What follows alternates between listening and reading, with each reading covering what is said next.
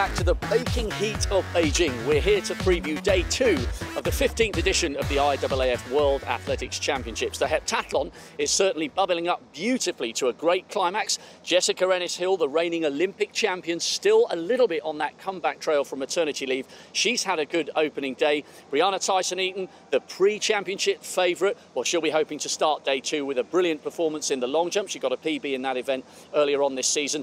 Katarina Johnson-Thompson survived a little bit of a wobble with that third attempt clearance at 180. And Nadine Visser, the young Dutch woman, bronze last year, not only in the heptathlon, but in the 100 hurdles as well. She started day 1 beautifully with the best performance over that hurdles. What a great platform that is for her going into the second day. We've also got a cracking men's shot put final. The two standout performers are the American Joe Kovacs, as yet largely untested when it comes to the major championship finals. Unlike his German rival, the defending champion, David Stuhl, it'll be brilliant to see the two big men going toe-to-toe for gold here in the Bird's Nest. I'm delighted to once again be joined by Steve Ovett and Peter Matthews. And Peter, day 2 starts with a fascinating 20k walk. Most particularly, I think it is because there's a real possibility of a Chinese win, or Chinese 1-2 even, in an event that could well be dominated by East Asians. Because not only the Chinese, who are led by Wang Zheng, and also have Chen Ding, who are both Olympic medalists, but they've also got a very strong tradition, a trio in the race from Japan, led by the new world record holder, Yusuke Suzuki. There's also a very good Korean. So I think this could be a really smashing start to the championship. And of course, it'll be very hot, and that will test the walkers out, just like it was in the marathon for the first day. Now, in the field, I'm looking forward to the men's hammer. In the qualifying, the leader was Pavel Fajdek, and he's one of the biggest favourites for the title in these whole championships. It's almost inconceivable that he won't win.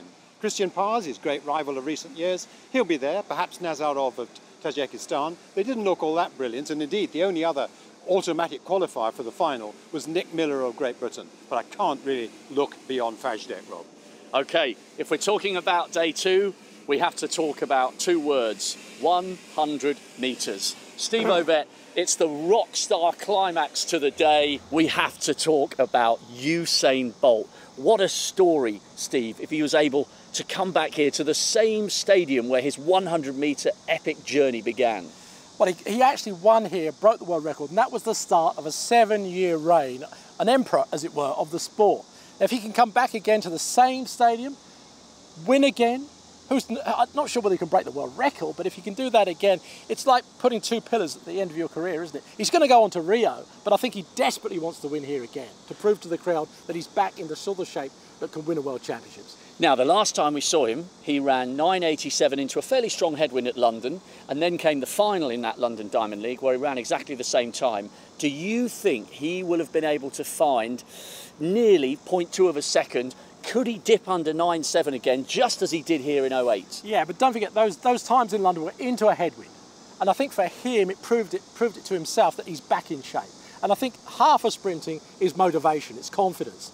And I think he's got that confidence from London. And I think that extra boost that he needed from there is going to propel him into these championships just the way he wanted to be. And just one more thing on that, in that he says he's been working very hard with his coach Glenn Mills on his start, because his start let him down in London, although he still won. And if he can get that right as well. But he got the fastest start in his World Championships back in 2008. He got the fastest start. If he does that again, Peter, you're right. I don't think anybody will stop him. Well, we can't stop talking about him. We love watching him. Day 2 here in Beijing will come to a superb climax with none other than Usain Bolt. We hope you enjoy it. We certainly will.